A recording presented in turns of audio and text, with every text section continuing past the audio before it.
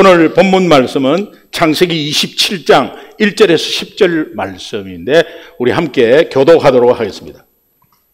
이삭이 나이가 많아 눈이 어두워 잘 보지 못하더니 맏아들 에서를 불러 이르되 내 아들아 하매 그가 이르되 내가 여기 있나이다 하니 이삭이 이르되 내가 이제 늙어 어느 날 죽을는지 알지 못하니 그런즉 내 기구 곧 화살통과 활을 가지고 들에 가서 나를 위하여 사냥하며 내가 즐기는 별미를 만들어 내게로 가져와서 먹게 하여 내가 죽기 전에 내 마음껏 내게 축복하게 하라. 이삭이 그의 아들 에서에게 말할 때에 리브가가 들었더니 에서가 사냥하여 오려고 들에 나가매 리브가가 그의 아들 야곱에게 말하여 이르되 내 아버지가 내 형 에서에게 말씀하시는 것을 내가 들으니 이르시기를 나를 위하여 사냥하여 가져다가 별미를 만들어 내게 먹게 하여 죽기 전에 여호와 앞에서 내게 축복하게 하라 하셨으니 그런즉 내 아들아 내 말을 따라 내가 내게 명하는 대로 염소떼에 가서 거기서 좋은 염소 새끼 2마리를 내게로 가져오면 내가 그것으로 네 아버지를 위하여 그가 즐기시던 별미를 만들리니 다 같이요. 내가 그것을 내 아버지께 가져다 드려서 그가 죽기 전에 내게 축복하기 위하여 잡수시게 하라. 아멘. 살아계신 하나님의 말씀입니다. 여러분 창세기 27장이 설교하기가 가장 어려운 장입니다. 설교하기가 성경에 어려운 장이 몇 장이 있는데 그 중에 하나인데 왜 설교하기 어려우냐? 이 완전 콩가루 집안인데 어떻게 보면은 거짓말하고 속이고 하는 가운데서 하나님의 축복이 그 안에 있거든요. 이게 그래 거짓말하고 대충 생활해도 나 축복 받는구나 이런 오해를 할까 봐 이 장을 주로 좀 피합니다. 그런데 반대로 보면 사실은 우리 모두가 그런 삶을 살고 있습니다. 실제로. 그런 가운데서 하나님의 은혜가 더 두드러진다는 장이 창세기 27장이기 때문에 지난 한 주간에 우리가 큐티를 27장을 계속 했습니다.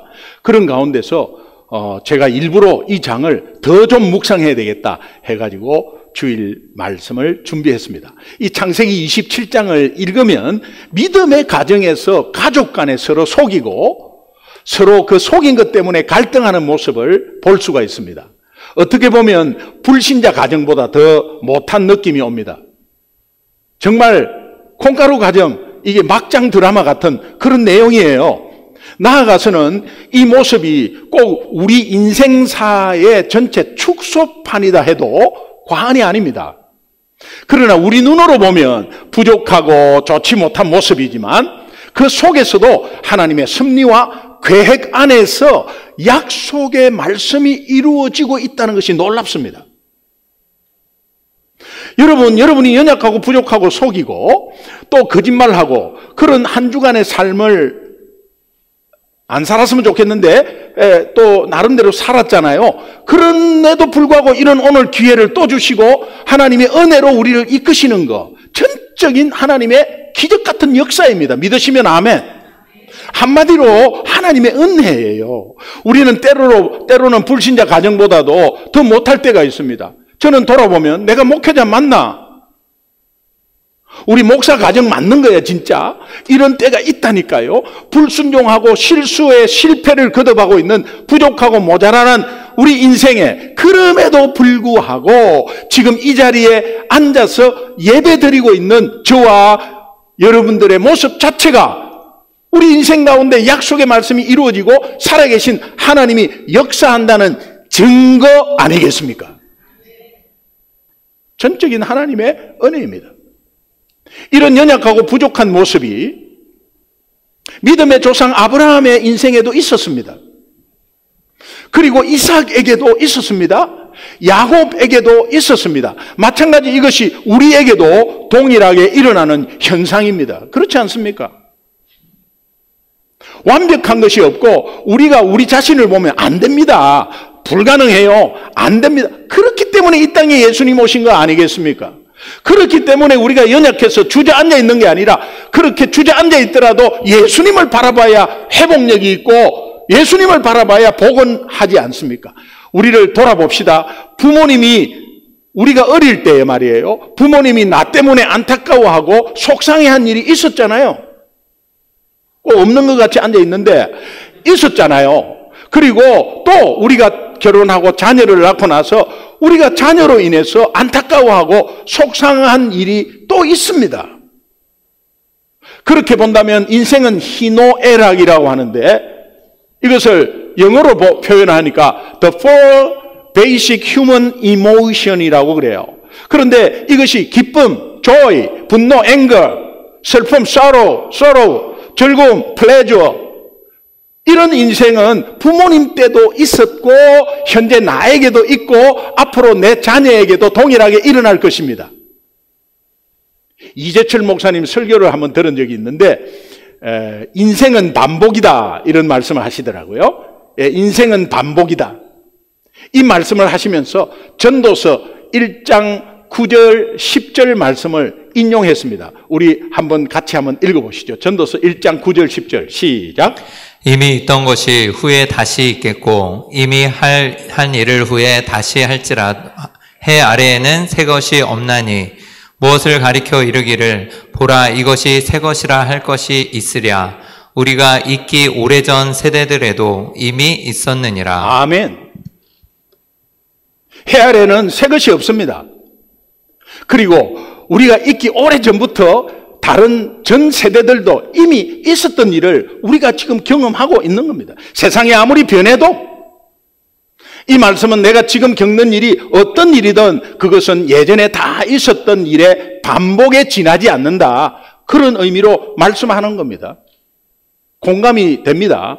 이처럼 인생이란 반복이다 라고 한다면 우리가 생각해 봐야 될 게 무엇을 위한 반복이고 무엇을 향한 반복인가?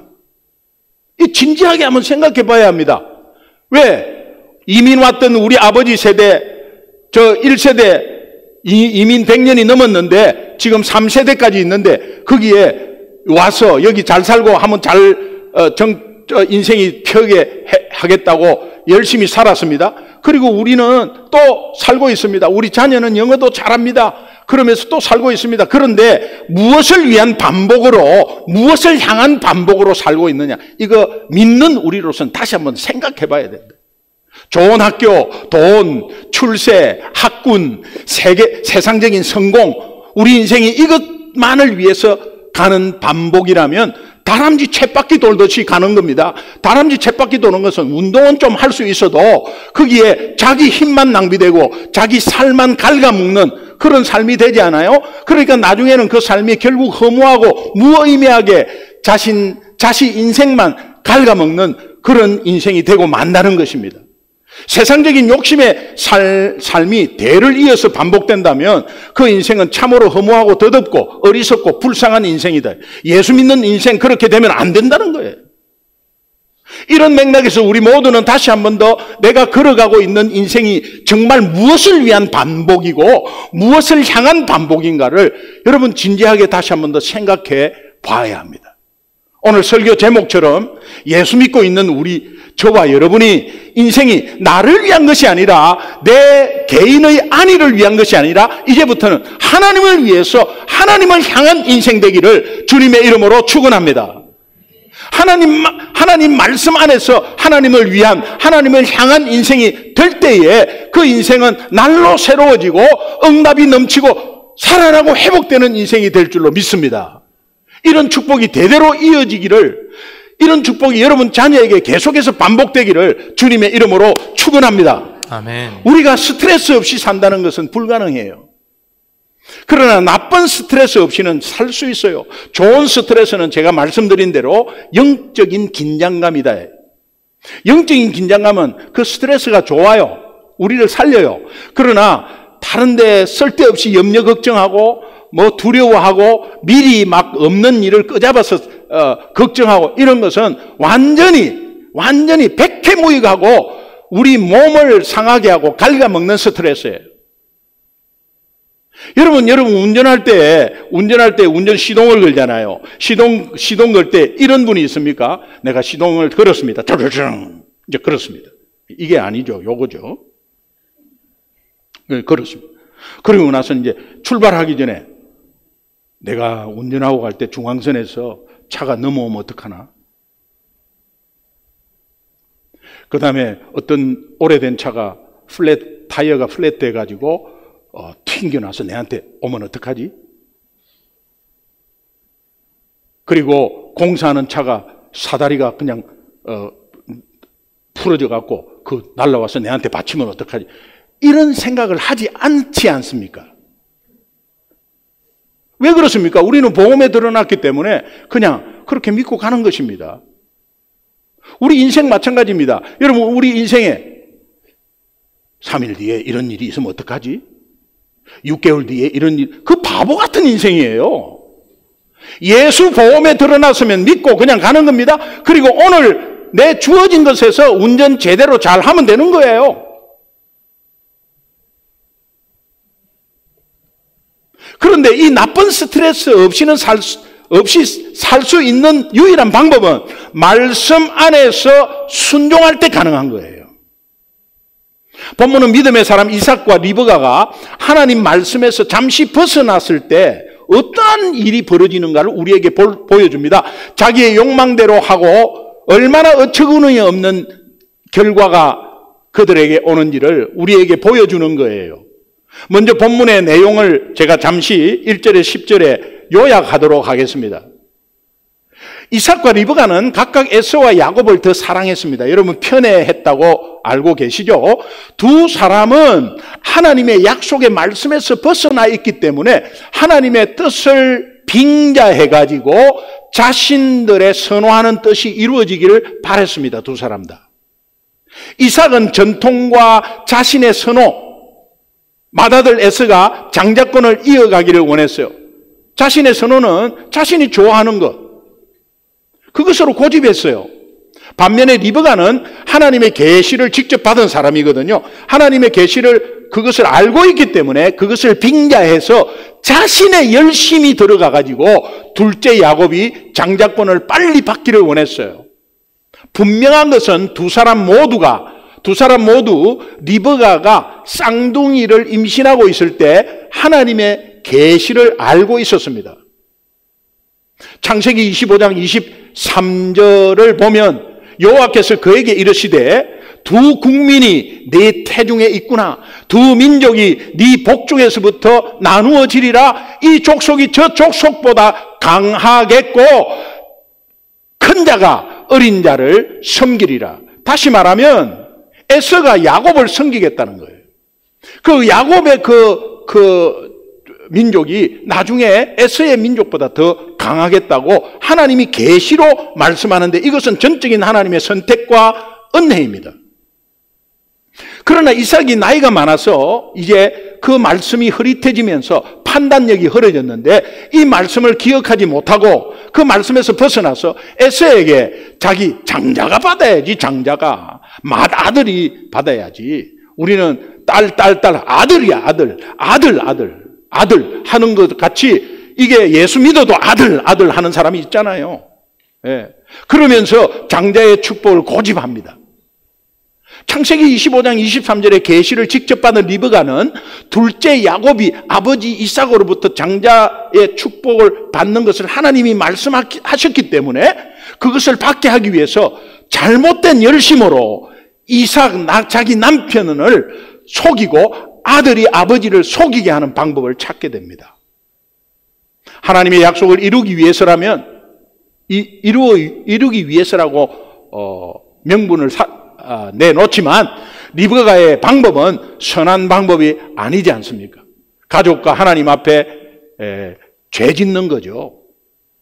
리브가가 이삭을 속이지 않아도요, 야곱이 아버지를 속이지 않아도 하나님이 계시된 약속의 말씀은 그대로 야곱이 장자의 축복을 받게 되는 그 약속이 이루어지게 되어 있습니다. 우리는 하나님의 약속이 사람의 꾀나 속임수가 아닌 하나님의 선한 방법으로 이루어진다는 것을 여러분 마음속에 꼭 기억하셔야 돼요. 이런 맥락에서 저는 오늘 본문을 세 가지로 좀 나눠봤습니다. 1절에서 4절까지는 잘못된 선택의 출발점이 어떤 것이냐를 우리가 알 수 있어요. 1절 한번 읽을까요? 같이 읽습니다. 시작. 이삭이 나이가 많아 눈이 어두워 잘 보지 못하더니 맏아들 에서를 불러 이르되 내 아들아 하매 그가 이르되 내가 여기 있나이다 하니. 이삭이 나이가 많아 눈이 어두워서 잘 보지 못했다는, 이삭이 육신의 눈이 어두워지고 기력도 약해지고 나아가서 영적인 판단력, 분별력이 흐려진 상태를 표현한 구절입니다.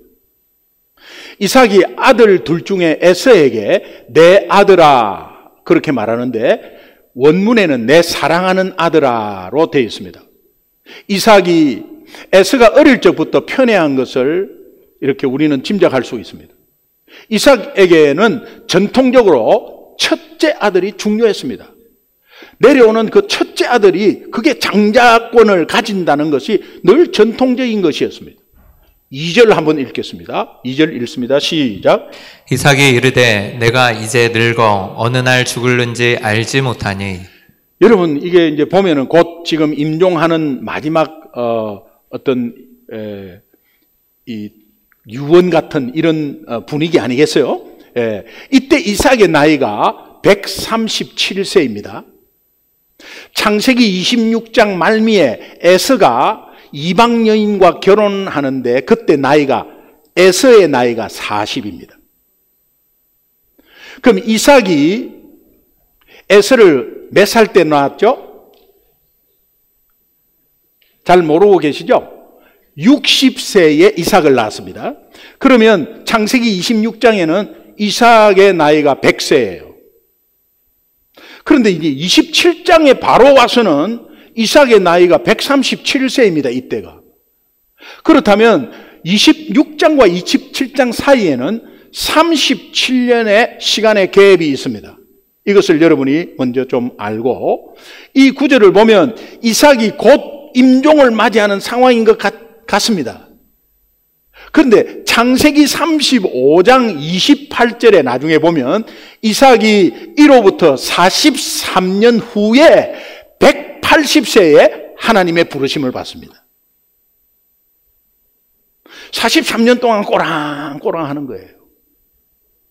누가 고생했겠어요? 리브가 옆에서 굉장히 고생해서, 제가 이거를 읽는데 저희 장인이 생각나요. 장인이 79에 스트로크가 왔거든요. 꼼짝 못했어요. 회복이 안 됐어요. 그리고 89세에 소천하셨는데 10년 동안 우리 장모님이 지극정성으로 그냥, 옆에 부축하고, 뭐 자녀가 늘 옆에 있지를 못하니 부축하고 해갖고 그 집에서 얼마나 힘들었으면 우리 장모님이 우리 장인어른한테 옆에 앉아갖고 농담 반 진담 반, 당신 언제 갈 거야? 우리 장인어른이 그 무슨 그런 소리 하나 이렇게 안 하고 나도 모르지. 그만큼 힘들었어요. 저 43년 동안 리브가가 한번 그 남편 위해서 계속, 지금도 앞이 안 보이고 지금 기력이 있고 왔다 갔다 하는데 43년 이후에 근데 리브가가 몇 살까지 살았을까? 그것은 성경에서 말 안 합니다. 그러니까 우리의 믿음대로 이렇게 한번 생각해 보면 참 고생했겠구나. 시력이 약해진 이삭이 자기 생명에만 집착하고 죽는 것을 염려하고 있어요. 이제 늙어 어느 날 죽을지 모른데 43년 뒤에 죽습니다. 한국에 있을 때 명절마다 서울에서 부산에 있는 저희 부모님 댁에 내려갔습니다. 그리고 한 3박 4일 동안 있다가 이제 헤어질 때 큰 절을 합니다. 그러면 저희 아버지가 이래요. 내가 살면 얼마나 살겠나? 우리는 내일 죽을 수도 있고 얼마나 살겠나? 그때 이후로 23년을 사셨습니다.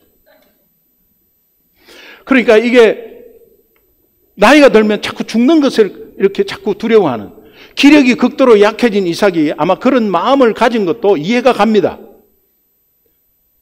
야, 이삭이 말이지, 아브라함, 이삭, 우리 정말 믿음의 조상 아들, 그리고 믿음의 가정인데, 이런 일이 있었구나. 이게 오히려 우리에게 위로가 돼요. 이삭도 그랬는데, 그런 약한 상황에서 조급한 마음이 들었습니다. 내가 언제 죽을지 모르니까. 그러면서 자기가 편애한 장자 에서에게 자꾸 축복을 하려고 하는 거예요. 이삭은 이미 약속의 말씀을 받고 알고 있었지만 자기 생각이 앞서고 전통에 얽매여서 약속의 말씀을 잊어버렸습니다. 이것이 위기입니다. 우리에게 이삭과 같은 이런 현상이 나타나면 곧 신앙의 위기가 왔다는 것을 알아야 돼요. 약속의 말씀은 한 주간에 온데간데 없고 자꾸 내가 뭔가 두렵고 조급해가지고 뭔가를 자꾸 한다. 그때부터 신앙의 위기는 들어온 것입니다. 이걸 영적으로 잘 판단하시기 바랍니다. 말씀에 벗어나면 습관적으로, 전통적으로 인간의 생각에 얽매여서 그 삶은 변화가 없습니다. 3절, 4절 읽겠습니다. 같이 시작.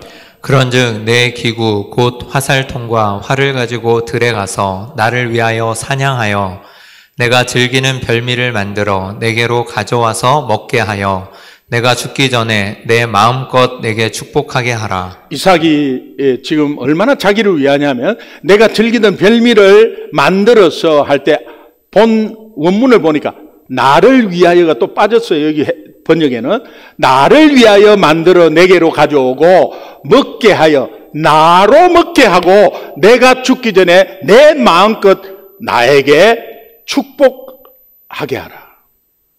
내게 축복하게 하라. 나를 위해서.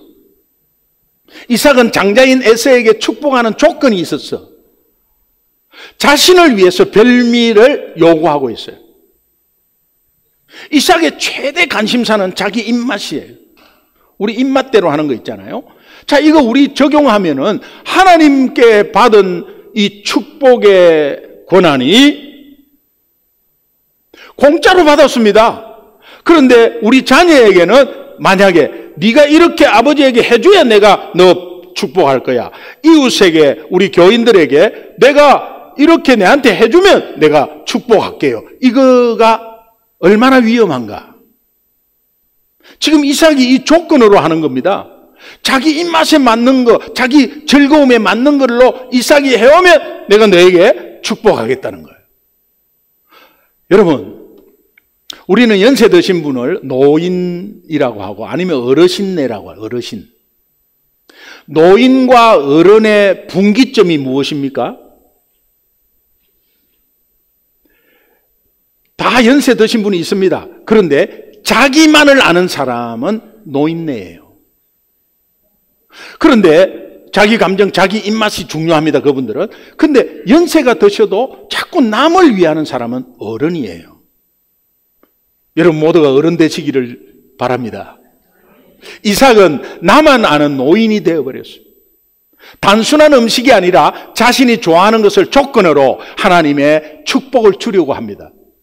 이삭은 에서를 축복하기 위해서 자신이 평소 즐겨 먹는 이 사냥 고기를 준비하게 했습니다. 창세기 25장 23절에서 야곱이 장자권 상속자임을 분명히 밝혔습니다. 하나님의 계시로 이미 주어졌습니다.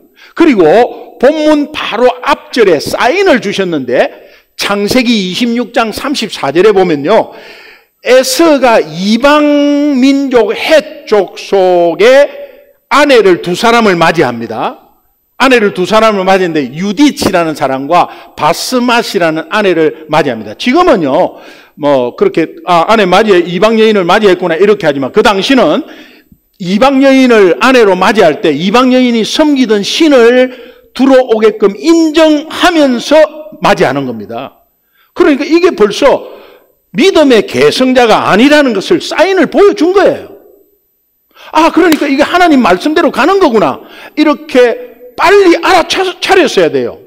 왜냐하면 그런 모습을 보고 이삭과 리브가의 마음에 근심이 되었다. 이렇게 성경은 말하거든요. 에서가 하나님의 계시한 것처럼 이미 하나님의 약속의 자녀 계보에서 벗어나 있다는 것을 자꾸 보여주었습니다. 그리고 장자권에 대한 에서의 무시, 에서 자체는 장자권에 대해서 얼마나 축복인데 아예 무시해버려요. 그리고 포기해버립니다. 쉽게. 이삭은 에서에게서 장자권이 주어지지 않는다는 것을 이미 알고 있었어요. 그럼에도 불구하고 이삭은 자꾸 나를 위하여 내가 조건 달면서 고집스러운 자기 중심적 사고, 전통으로 내려오는 혈연적 장자권에 연연해가지고 에서에게 장자권을 계속 계승하고자 하는 이런 모습이 하나님 눈에 얼마나 안타까웠겠어. 그렇다면 여러분은 어떻습니까? 하나님 중심의, 말씀 중심의 삶이 옳다는 것은 다 알고 있습니다. 이미 알고 있습니다. 근데 실제 우리의 생활에서는 나 중심의 결정, 한 번도 물어보지도 않아요. 나 중심의 결정, 나 중심의 생각과 사고방식으로 계속해서 뭔가를 결정하고 가지는 않습니까? 이것은 약속의 말씀에 벗어난 모습임을 알고 신앙의 위임을 알기를 바라요. 두 번째는 5절부터 8절 말씀인데 약속의 말씀에 대한 인간적인 조급함을 보여주고 있습니다. 5절 한번 읽겠습니다. 같이 읽습니다. 시작. 이삭이 그의 아들 에서에게 말할 때 리브가가 들었더니 에서가 사냥하여 오려고 들로 나가매. 이삭이 에서에게 말하고 있을 때 리브가가 전부 밖에서 듣고 있었다는 거예요. 근데 여기서 듣다라는 것을 원어를 찾아보니까 능동태 분사형 이렇게 되어 있습니다. 이 단어의 뜻은 이 히브리어나 헬라어가 그런 동사 변형에 대해서 뜻이 이렇게 충분히 있거든요. 그래서 이게 한번 찾아보니까 이것이 어떤 목적을 가지고 지속적으로 자기가 의도해서 들었다, 그런 뜻입니다. 리브가가 이삭의 말을 문지방에 귀를 대고 엿들은 적이 한두 번이 아니었다, 이런 뜻이에요. 이거는 어떤 의미죠? 부부간의 대화 전혀 없었다는 것입니다. 부부간의 대화가 있으면 여보 이번에 뭐 이렇게 하려고 그러는데 그거 하면 안 되지 뭐 이렇게 했어야 되는데 서로 대화가 없습니다. 여러분은 부부간의 대화 없이 각자 방에서 카톡하고 저쪽 화장실에서 이쪽 화장실로 카톡하고 그렇게 하지 않습니까? 혹시나 계속 엿들었다는 거예요. 이거는 벌써 부부간에 불신이 있다는 거예요. 서로 엿들으면서 자기 중심적인 생각으로 사는 그런 부부관계. 믿음의 가정이었습니다. 그런데 서로 간 불신이 가득한 가정. 뭔가 자꾸 의심하고 무슨 말 하나, 무슨 행동하나 이렇게 부부간인데 부모의 이런 모습, 불신 모습, 부부간에, 그 다음에 부모의 편애, 이것은 자녀가 그것을 물려받아서 자녀 간의 경쟁, 자녀 간의 불신 관계로 이어진다는 사실을 꼭 기억하세요. 믿음의 가정인 이삭의 집안이 이런 상태였습니다. 오늘 27장에서 왜 이런 말씀을 우리에게 들려줄까요? 우리는 믿음의 가정으로서 그런 삶을 살지 말라는 하나님의 간곡한 부탁 아니겠습니까? 6절, 7절 한번 읽겠습니다. 같이 읽습니다. 시작. 리브가가 그의 아들 야곱에게 말하여 이르되 내 아버지가 내 형 에서에게 말씀하시는 것을 내가 들으니 이르시기를 나를 위하여 사냥하여 가져다가 별미를 만들어 내가 먹게 하여 죽기 전에 여호와 앞에서 내게 축복하게 하라 하셨으니. 6절에 보니까 리브가가 그의 아들 야곱에게 이 상식적으로 리브가가 아들 야곱에게 그냥 말하되 아들 야곱에게 말하되 이래야 되는데 그의 아들이라고 표현을 합니다. 그의 아들. 이 의미는 에서는 이삭의 아들이고 야곱은 리브가의 아들이다, 그런 의미도 돼요. 어떻게 한 부모에서 그렇게 될 수 있죠? 그리고 내 아버지가 내 형 에서에게 말씀하시는 것을 내가 들었다. 어떻게 들었느냐? 나를 위하여 사냥하여 가지다가 별미를 만들어서 내게 먹게 하고, 그러면서 그때 너에게 축복하겠다는 말이에요. 8절이 중요한데, 8절이 그런즉 내 아들아 내 말을 따라 내가 내게 말하는 대로 해. 그런즉 하는 이것을 원문에 찾아보니까 이런 뜻입니다. 그런즉 하는 것이 상대의 주의를 환기시키면서 낮은 목소리로 강조하는 말. 그러면 이제 제가 한번 해볼게요. 들었습니다. 그리고 야곱을 불러갖고 말이에요. 내 아들아, 내 말을 따라 내가 내게 명령한 대로 잘해야 돼. 그런 뜻이에요. 여러분, 이 분위기를 여러분이 알아야 돼요.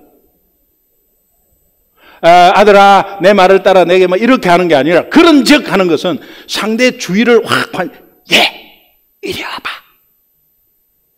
지금 아빠가 이야기한 걸 내가 들었어. 너 말이야, 내 아들아, 내 말을 들어야 돼. 이제 내 말을 듣고 잘해야 돼. 알았지? 낮은 목소리를 주의를 환기시키면서, 그런 말이에요. 8절이 내 말을 따라 내가 명하는 대로 이 야곱의 장자권 탈취 계획이 전적으로 리브가 자신이 주도하고 있다는 것을 지금 말하고 있는 거예요. 그녀의 이러한 주도는 창세기 25장 23절의 말씀, 다시 말하면 하나님께 받은 계시의 말씀에 배치될 뿐만이 아니라 병약하고 약한 남편의 약점을 이용하는 속임수입니다. 돌이킬 수 없는 죄를 범하고 맙니다. 우리에게 적용하면 아무리 하나님의 말씀이 주어졌다고 하더라도 자기 욕심이나 자기 열심으로 내가 생각하는 때에 조급하게 그것을 이루려 하지 않기를 바라요. 우리는 그렇게 하기 쉽습니다. 무엇이든지 우리의 삶을 주관하시는 하나님께서 그분의 때를 기다리며 그분이 이루시는 것을 경험하는 것이 진짜 신앙생활이에요. 리브가는 임신 중에 이미 하나님의 계시를 받았어요. 하나님의 뜻이 야곱에게 있음을 분명히 알고 있었습니다. 그러나 그녀는 인간적인 조급함으로 자신의 계획과 방법을 하나님의 계시로 이루려고 했습니다. 조급함이 문제입니다.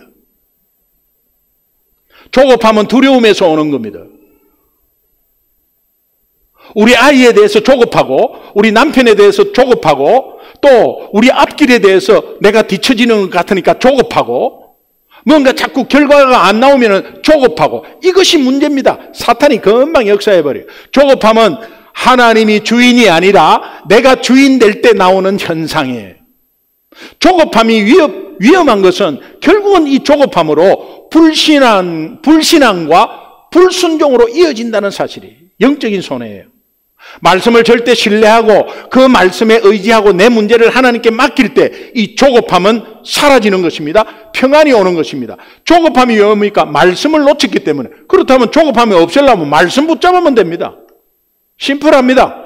본문과 연관해서 하나님의 주권적인 선택, 하나님의 주권적인 부르심에 대해서 로마서 9장 10절, 11절, 12절은 이렇게 말합니다. 우리 다시 한 번 더 리마인드 할까요? 한번 보겠습니다. 시작.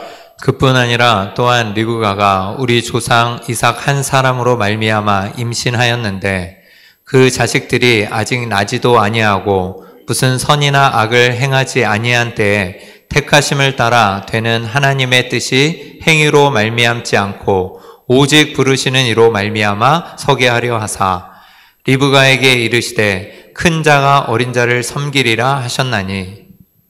하나님의 전적인 주권이다. 저와 여러분도 태중에 있을 때 나기 전에 하나님이 우리를 부르시고 선택한 줄 믿습니다. 그러니 뭔 잘났다고, 뭔 선한 행동했다고 그렇게 우리를 불렀겠습니까? 그런 가운데서 여러분이 뭐 잘했다고 하나님 복 주고 잘못했다고 약속한 복을 안 주고 그러지 않습니다. 그러나 잘못한 만큼 여러분 자체가 손해봅니다. 그러나 하나님의 약속은 이루어집니다. 그렇다면 잘못하지 않기를 바라요. 9절 10절은 속임수가 잘못된 열심이라는 것을 말해주고 있는데 여러분 9절 10절 함께 읽겠습니다. 같이 읽습니다. 시작. 염소떼에 가서 거기서 좋은 염소 새끼 2마리를 내게로 가져오면 내가 그것으로 내 아버지를 위하여 그가 즐기시는 별미를 만들리니 내가 그것을 내 아버지께 가져다 드려서 그가 죽기 전에 내게 축복하기 위하여 잡수시게 하라. 좋은 염소 새끼 2마리. 염소 새끼 2마리를 선택한 것은 에서가 준비하는 고기보다 더 좋은 부위를 골라서 많은 고기를 이삭에게 맛있게 요리해 주기 위함이에요. 여러분 동물을 잡아도 그렇고 고기를 잡아도 무조건 다 사타구니부터 시작해서 다 줍니까? 아닙니다. 등심, 안심 이런 거 주는 거예요. 그런 것들이 한 마리에 얼마 나오지 않아요. 그러니까 2마리 해가지고 충분하게 먹을 수 있도록 그렇게 하는 겁니다.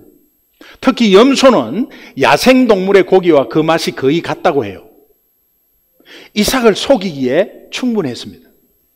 그리고 리브가는 야곱에게 너가 아버지에게 이 음식을 가지고 가서 에서라고 속이고 장자의 축복을 받으라. 아들에게 아버지를 속이라고, 자기 자식에게 친아버지를 속이라고 가르쳐. 이 속임으로 인해서 이후의 야곱의 인생이 얼마나 큰 대가를 치르는지 모릅니다. 그렇다고 야곱을 나중에 하나님이 축복하지 않는다? 아닙니다. 하나님의 약속은 야곱에게 이어져요. 그런데 야곱이 거짓말하고 속인 만큼 고생하는 겁니다.